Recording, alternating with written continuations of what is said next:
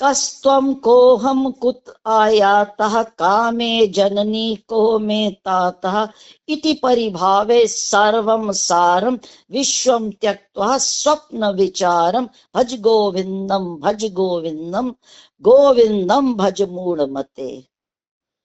शंकराचार्य जी का ये उद्बोधन का क्रम निरंतर चल रहा है। कारण क्या है?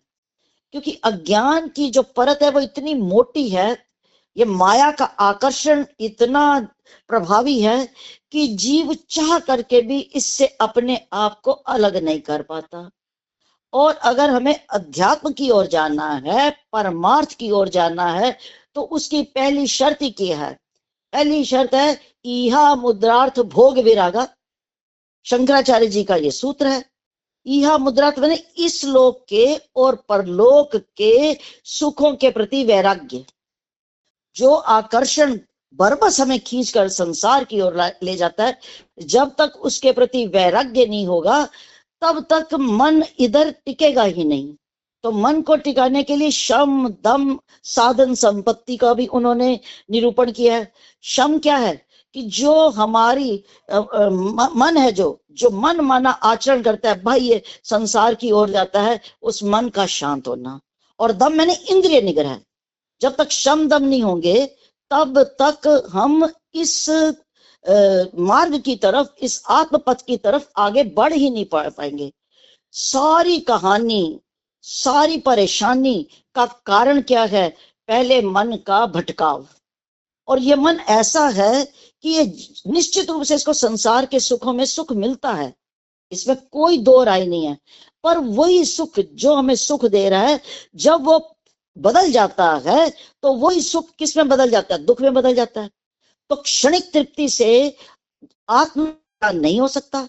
इसलिए शंकराचार्य जी ने जहां जहां मानव को सुख मिलता है वहां पर प्रहार किया है और कहा जरा विचार तो कर कि तू है कौन?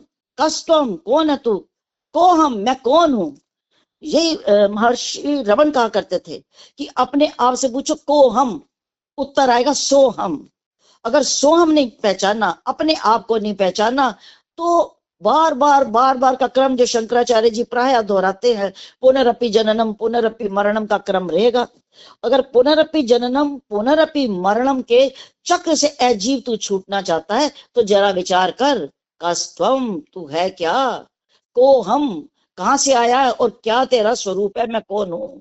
कस्त्वम को कुत आया था, मैं आया कहां से हूं? लाई हयात आए कजा ले चली चले, न अपनी खुशी से आए न अपनी खुशी चले। यह जीव तेरा अतीत क्या है? तू क्यों बार बार आ रहा है संसार के इस भव सागर में धक्के खाने के लिए? का जरा विचार कर। कस्त्वम को हम कुत आया था कामे जननी को में ताता। मेरी माता कौन है? मेरा पिता कौन है? इति परिभावे सर्वम सारम। ये सब का सार यही है। जितना भी चिंतन कर लो, जितना भी अपने आप को सत्संग में लगा लो, परमार्थ में जाओ, सबका सार क्या है? इति परिभावे सर्वम सारम। लास्ट की जो पंक्ति है वो निष्कर्ष रूप में है, विश्वम त्यक्त्वा स्वप्न विचारम। विश्व को कैसे छोड़ दो? जैसे ये सपना है। ये बात शंकराचार्य जी ने अपने सूत्र के माध्यम से इतनी तरह से पुख्ता की है कि अगर मानव ये समझ ले ये संसार सपना है तो उसकी भटकन वही की वही समाप्त हो जाती है। सपना जब तक सपने की समय अवधि में रहता है, सपने की कोटि में रहता है, उस लिमिट तक रहता है, सपने की हर चीज सच्ची होती है। जागने पर हमें पता चलता है कि ये सपना है। तो संसार को अगर हम सपना समझ लेंगे तो जो धक्के और झटके लगते हैं ना, वो लगने बंद हो जाएंगे। इस सपने के लिए, संसार के लिए ही शंकराचार्य जी ने रज्जु और सर्प की प्रतीति का उदाहरण दिया कि सांप, जिसको रस्सी रस्सी ना दिखाई देकर सांप दिखाई दिया है, जो डरा है, हड़बड़ाया है, पांव में मोच भी आ गई है, तो क्या उसने रस्सी देखी थी या सांप? निश्चित रूप से सांप था। पर प्रकाश होने पर जब पता चल जाता है ये रस्सी है तो सांप अपने आप चला जाता है, फिर सांप का भय नहीं रहता। जो स्थिति रज्जु और सर्प की है वो स्थिति किसकी है? सपने की। सपने की हर वस्तु तब तक सच्ची होती है जब तक वो सपना होता है, क्योंकि सबसे पहले नींद हमारी करती क्या है, हमारी नींद हमारे से पहले सबसे क्या करती है, हमारे मैं को छीन लेती है। वो क्या होती है, सपने में जाते हैं तो पहले होती है अप्रतीति, अपने आप का बोध नहीं रहता। अगर हमें अपना बोध है, हमें ये मालूम है ये हो रहा है, ये हो रहा है, ये आसपास चल रहा है, तो वो नींद ही नहीं है।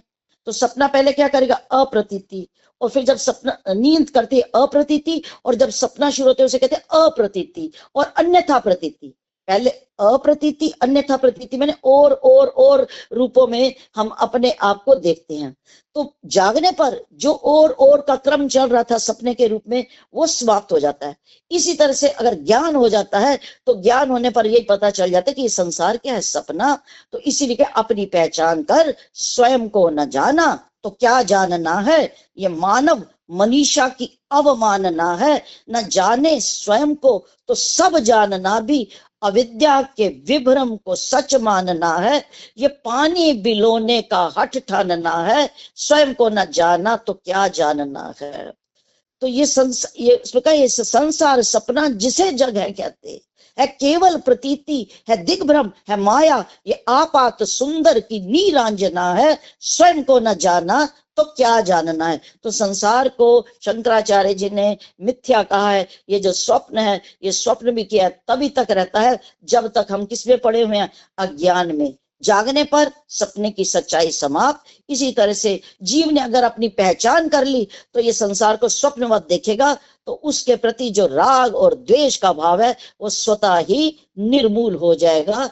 तो जगाने की प्रक्रिया में ये श्लोक इसी प्रकार से एक कड़ी के रूप में देखा जा सकता है।